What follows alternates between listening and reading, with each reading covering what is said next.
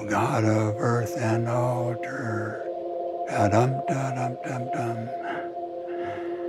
I'm not good at memorizing hymns. I just like to hear them and sing them, actually. Yeah.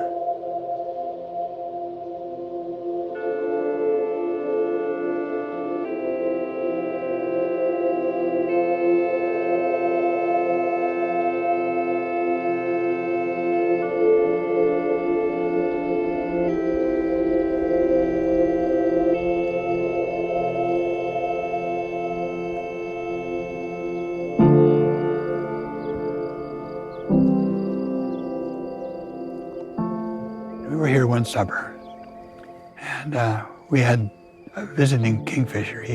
Every morning and every evening, he'd land on that tree and sit there and wait for a fish. So I started looking at that Kingfisher, and then I started counting. And I counted 37 dives before he got the first fish. And I thought, wow, he's the Kingfisher. All these pastor things that people go to for leadership training. What do you have to do to get a congregation? Forget it. Just be yourself. And not anybody else. I mean, just you. So that Kingfisher became kind of a icon for me as what pastors do. It doesn't work. Well, how many times have you tried? 37? That's in my head.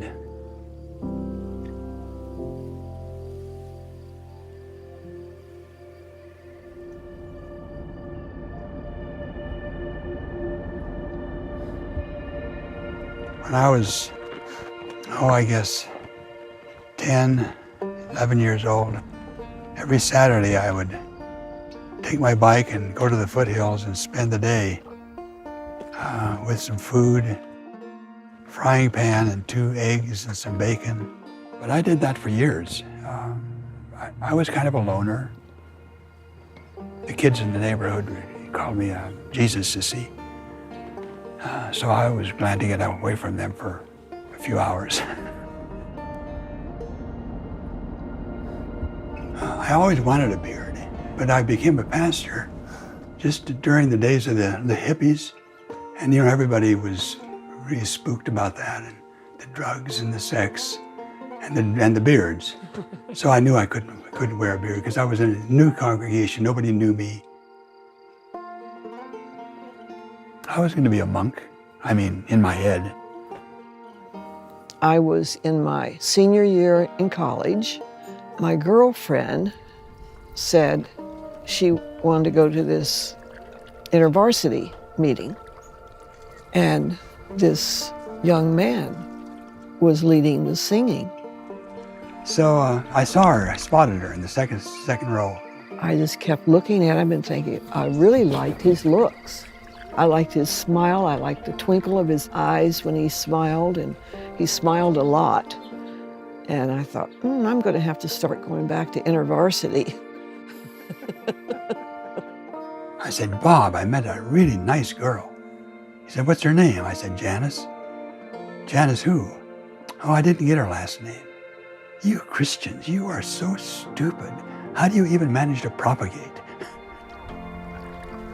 Went to the cashier and said, I want $10 worth of dimes. That was a dime for a phone call in those days.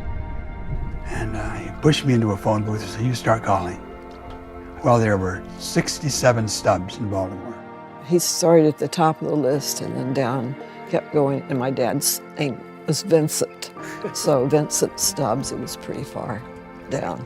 And on the 6th call, the man said, well, she's next door right now. Can I ask who's calling? And suddenly, I was a monk no more.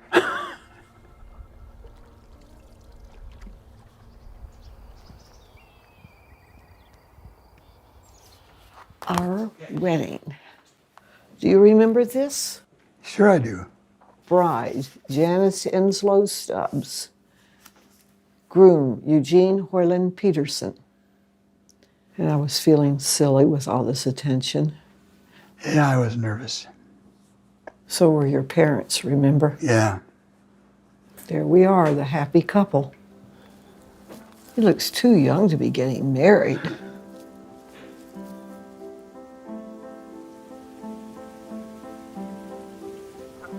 In a word, what's the most important thing about pastoring?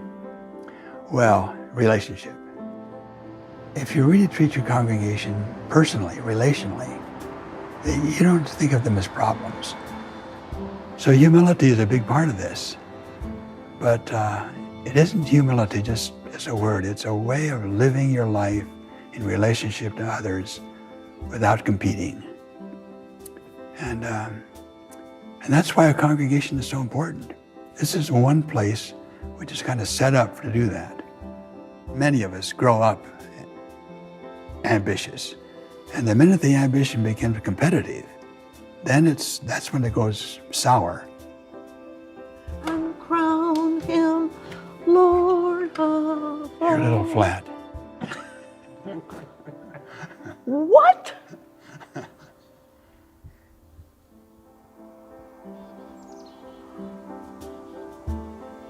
Is it easy to get corrupted by culture? Oh my. You bet it is. Instead of having an incarnational Christ, you've got a consumer Christ who's going to give you what you want. It's the church without Christ. There's no Christ. So a consumer church is an anti-Christ church. I think a congregation is still just as important as it ever was. Unfortunately, pastors, we live in an age when pastors really are more interested in how big it is, how effective it is in their terms. But this is not going to last. We'll get back to something healthy and normal. And there's a lot of healthy congregations going on all over the place. They just don't get in the newspapers.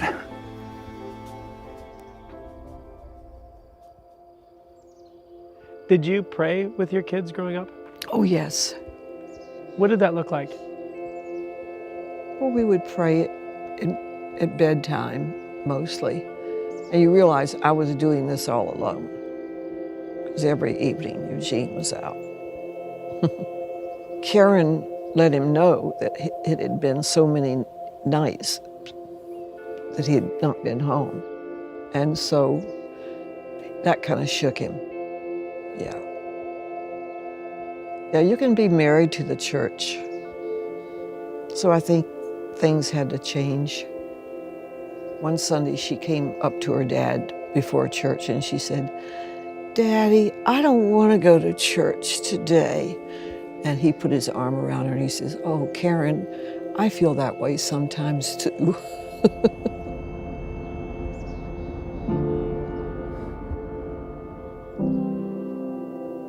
My son Eric said, "You know who my favorite person in the Bible is?"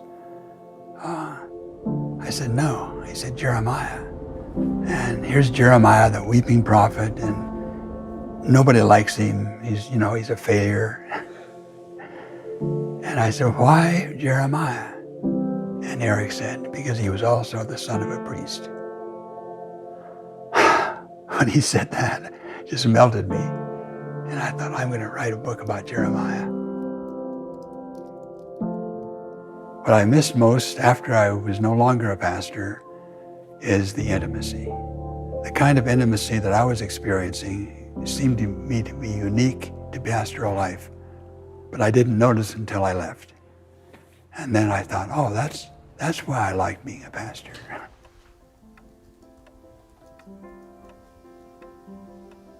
How long did it take you to write the message? In round figures, about 20 years. But I wasn't keeping track of things. It was just kind of a seamless process. I spent, I would say, a good 5 years learning the language of my congregation. And that's what came out. I really didn't think I was doing something that extraordinary. But I knew I was doing something for my congregation that was extraordinary. They were listening to this for the first time. How many books have you written? 35, not including the message. Why do you not include the message? Because it's not my book. Really. It's just, I don't think of it as, it's not my book.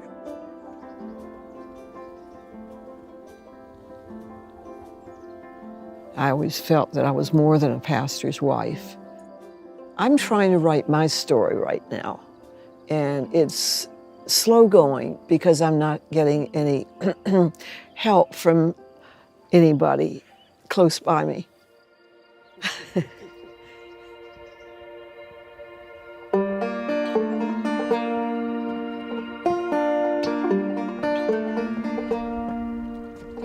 Yeah, I think beauty is almost inherent in reality.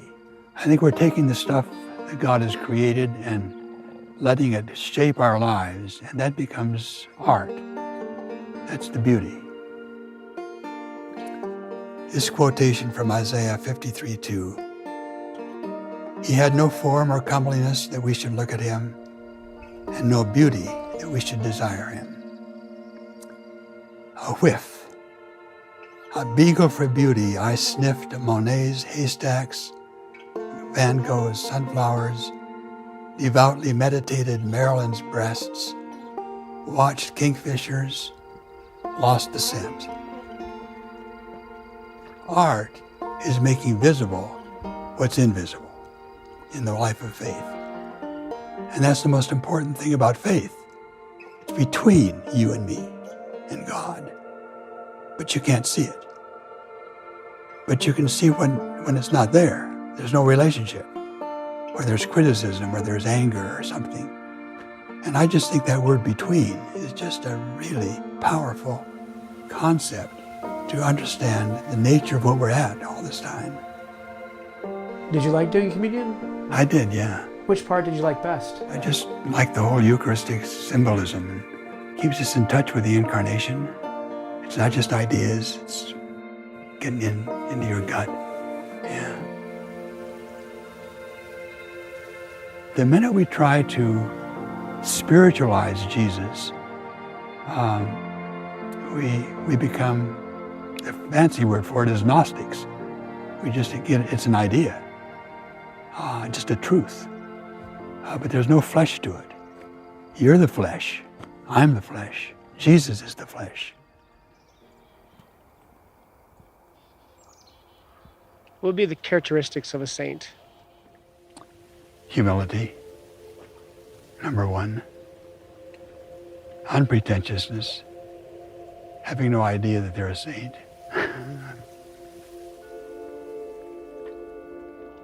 Define authenticity. Being content to be yourself, not be somebody else. There's been nobody like you from the foundation of the world like Greg. Face it. You're stuck with yourself. Now, learn about yourself. That's what we're doing. And the church at its best lets us be ourselves, encourages us to be ourselves.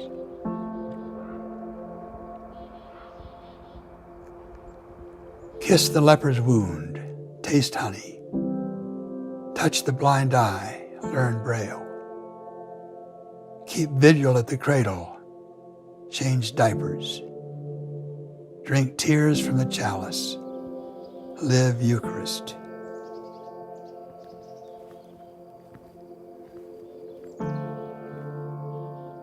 Where is your new adventure taking you next?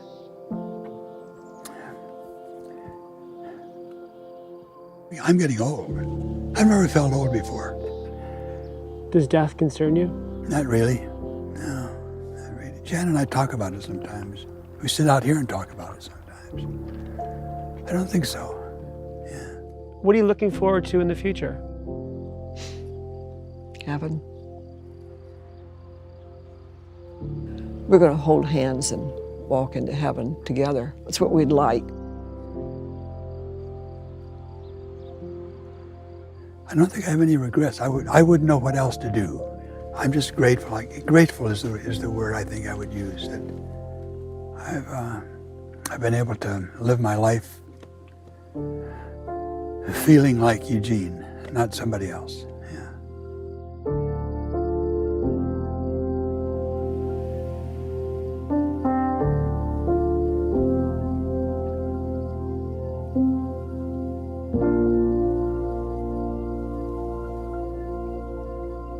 What would you like your legacy or your echo on humanity to be?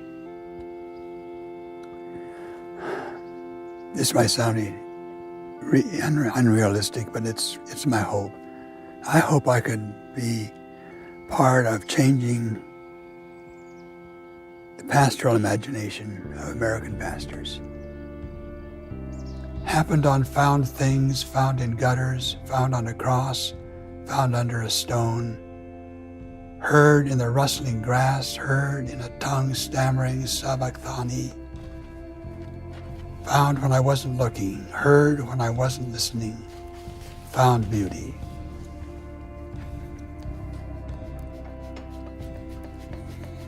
I treasure the way other people love her, accept her, celebrate her. Yeah. I treasure his spirituality, the depth of him. I don't treasure that the boy doesn't talk much. I wish he talked a little more. What's been the best bits of living for you? My marriage and my children. Yeah. All the rest could go to pot, and I think I'd still make it. Yeah, my marriage and my children. Thank you for sharing your life with us. You're welcome. Thank you for listening, affirming it.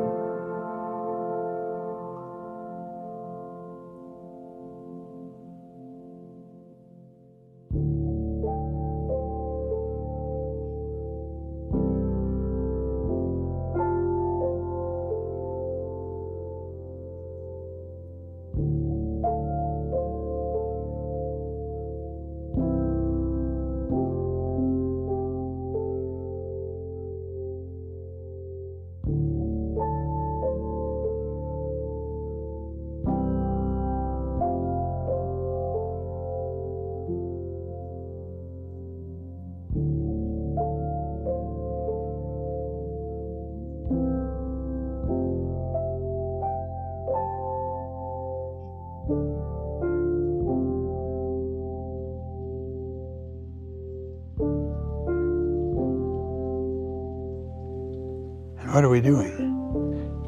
That's the question in life, isn't it? Do you want to say action? Action. There you go.